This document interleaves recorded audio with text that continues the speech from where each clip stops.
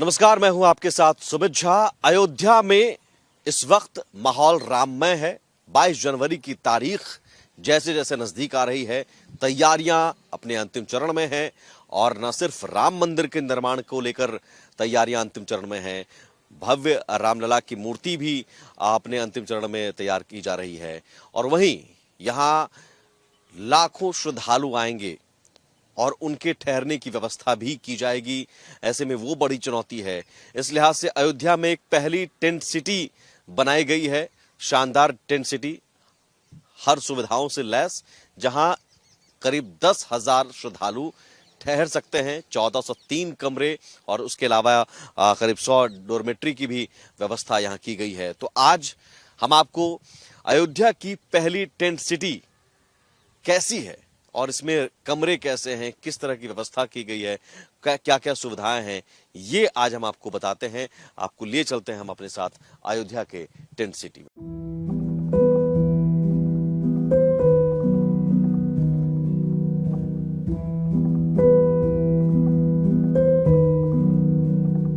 तो अयोध्या की पहली और बड़ी टेंट सिटी में हम आ चुके हैं और ये एक तरह समझिए कि गांव से भी बड़ा यहाँ पर जगह है, बहुत बड़ी जगह है। करीब 10,000 श्रद्धालुओं के ठहरने की व्यवस्था यहाँ पर बनाई गई है। ये जो छोटे छोटे कमरे आप देख सकते हैं इन टेंट सिटी में, वो बनाए गए हैं। और यहाँ ये पूरे ग्राउंड, ऐसे ऐसे कई अलग अलग ग्राउंड है, करीब 41 हेक्टेयर में फैला ये पूरा इलाका। और इन्हीं टेंट में सिटी में जो कमरे हैं उसमें जो श्रद्धालु आएंगे वो रहेंगे। ये श्री राम जन्मभूमि तीर्थ क्षेत्र ट्रस्ट की ओर से बनाए जा रहे हैं। और ये भोजनालय की व्यवस्था है, यहाँ पर भोजन की व्यवस्था भी ट्रस्ट की ओर से की गई है इस टेंट सिटी में। जो यहाँ श्रद्धालुओं की व्यवस्था भी इस भोजनालय में की जाएगी। अलग अलग जो पकवान है वो यहीं पर तैयार किए जाएंगे और श्रद्धालु जो तीनों वक्त का भोजन है वो उन्हें मिल सकेगा। जो भगवान श्री राम का दर्शन करने आएंगे, जो उस पल का गवाह बनने आएंगे, जिस पल का इंतजार कई दशकों से श्रद्धालु कर रहे हैं, साधु संत कर रहे हैं, वो इस पल का गवाह बनने के लिए आएंगे। तो उनके लिए व्यवस्था में कोई कमी न रह जाए, इसकी कोशिश श्री राम जन्मभूमि तीर्थ क्षेत्र ट्रस्ट की ओर से की गई है। और उसी कोशिश का एक नतीजा आपको यहाँ दिखने लगा है ये टेंट सिटी की ओर से। हम कुछ और भी आपको दिखाएंगे, इस टेंट सिटी के कुछ और भी तस्वीरें हम आपको आगे दिखाएंगे।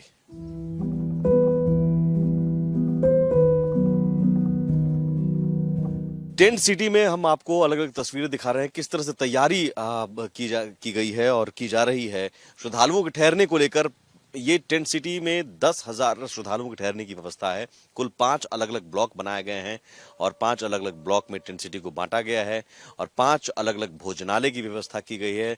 एक भोजनालय में करीब करीब 2,000 लोगों के खाने की व्यवस्था है। तो एक और भोजनालय की तस्वीर आपको दिखाते हैं, कैसे यहाँ पर जो टेंट है वो टेंट के कमरे हैं, उन कमरों के से नजदीक एक भोजनालय इस तरह के रहेंगे। और जहाँ पर सामूहिक रूप से करीब 2,000 लोग एक भोजनालय में खा सकते हैं। और ऐसे ऐसे 5 भोजनालय 5 ब्लॉक में। अब देखिए, जो कुछ कमरे तैयार भी हो गए हैं, कुछ कमरे तैयार हो रहे हैं, तो उन कमरों के भी जरा आपको हम तस्वीर दिखाते हैं। ये एक ब्लॉक है, यहाँ से आप देख सकते हैं कि ये दोनों तरफ कमरे हैं।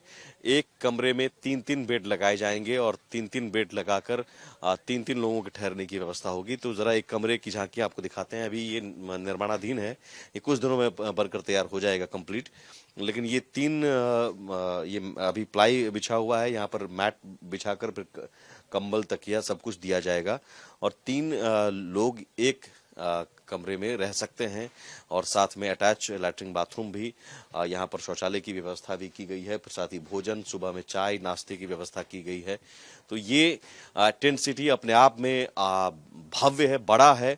और एक साथ इतने श्रद्धालुओं को ठहरने की एक साथ इतने श्रद्धालुओं के ठहरने की व्यवस्था बहुत बड़ी चुनौती है। लेकिन इस चुनौती को अंजाम दिया जा रहा है श्री राम जन्मभूमि तीर्थ क्षेत्र ट्रस्ट की ओर से, ताकि किसी भी तरह की कोई दिक्कत श्रद्धालुओं को ना हो सके। जो भी देश भर से, अलग अलग राज्यों से, अलग अलग पंथ से जो साधु संत भी आएंगे, उन्हें से भी कोई दिक्कत ना हो। और जो भी श्रद्धालु आए, न सिर्फ ठहरे, व्यवस्था उनके लिए बेहतर हो और रामलला का दर्शन करे, रामलला के प्राण प्रतिष्ठा का वो गवाह बने, साक्षी बने। तो ये टेंट सिटी की तस्वीरें हमने आपको दिखाई। अयोध्या के कुछ और भी आपको रंग हम दिखाएंगे।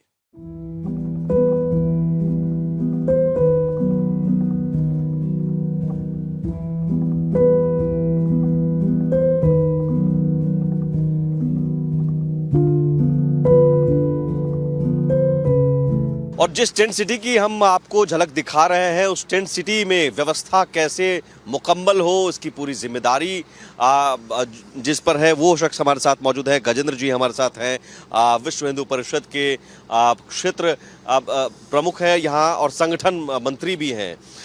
गजेंद्र जी, बहुत बड़ी चुनौती है एक साथ इतने सुधार। एक तो पहले बहुत लोगों में उत्साह है, हमने घूमा, हमने लोगों से जाना, सब लोग आना चाहते हैं क्योंकि ये सपना था और सब लोग चाहते हैं कि इस पल का हम गवाह बने। एक साथ इतनी संख्या में श्रद्धालुओं को संभाल पाना, व्यवस्था कर पाना कितनी बड़ी चुनौती और कैसे कर रहे हैं? विश्व हिंदू परिषद ऐसे बड़े बड़े कार्यक्रम करती रही है और कैसे समाज जो आता है उसको संभालना, उसकी कैसे व्यवस्था करना, ये सब वो प्रारंभ से ही उसके अभ्यास में है और वो कर लेते हैं। यहाँ जो टेंट सिटी का निर्माण हो रहा है, हम चाहेंगे एक बार दिखाएं। टेंट सिटी में हम लगातार दिखा रहे हैं, करीब 10,000 यहाँ पर श्रद्धालु ठहर सकते हैं एक साथ। यहाँ लगभग 15,000 के लगभग श्रद्धालु, हाँ ऐसी हम 15-10 के बीच में ऐसा 15 तक ठहर सकते हैं। ये 2 गांव 3 गांव, हाँ इस प्रकार की व्यवस्था है के बराबर है। हाँ। और ये यहाँ पर पानी और खासतौर पर जो बेसिक नीड्स है उसकी व्यवस्था कैसे? हमारे पानी की टंकी प्रत्येक नगर में हम 2 ये स्टैंड लगाएंगे। प्रत्येक स्टैंड पर 6-6 हज़ार लीटर, 3-3 हज़ार लीटर की 2-2 टंकियां रखेंगे, तो 6,000 लीटर की पानी की व्यवस्था। बाकी हमने इस पूरे क्षेत्र में और 11 हमारे ट्यूबवेल हैं, बोरिंग हैं, उन 11 बोरिंगों से हर समय पानी चलता रहे और इस टैंक में पहुंचेगा और यहाँ से फिर बाकी नगरों में जो व्यवस्था है, हमने कमरों की, आवास की जो व्यवस्था की है, उन्हीं में सब में वो जाएगा। और अटैच कमरे हैं, लेटरिन बाथरूम हैं, इस प्रकार की है। पूरे हमने 6 नगर बनाए हैं और ऐसे कुल मिलाकर 150 से ऊपर डोरमेट्रियाँ हैं। बाकी और अभी बन रही हैं, बढ़ जाएंगी। और ऐसी डोरमेट्री, प्रत्येक डोरमेट्री में ऐसा एक 80 संख्या रह सके, 90 संख्या रह सके।